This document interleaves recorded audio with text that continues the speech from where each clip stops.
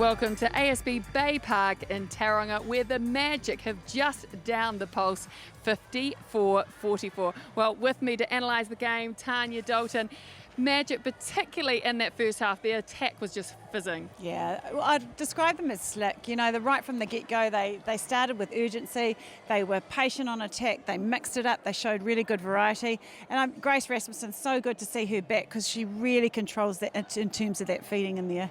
And down the defence end, well, they all play well, but in particular, Jamie Lee Price. Wow, how many intercepts? 5? Yeah, I think looking at her stats, she had 5 intercepts, 5 deflections. So an outstanding result for a wing D. But it wasn't just her. They were all working unison. You see here, De Bruyn, Manoa, they are constantly hunting. Sinclair and Jamie Lee Price, they did their job in terms of keeping the feeders off the circle edge, and they stuck really, really tight. And then any crumbs that did happen, they seemed to be so quick to that loose ball in the pickups.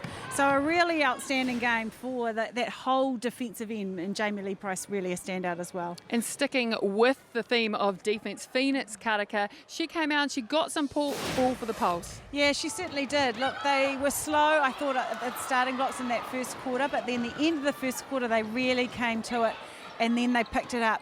Her and Katrina Grant, look, they picked up ball.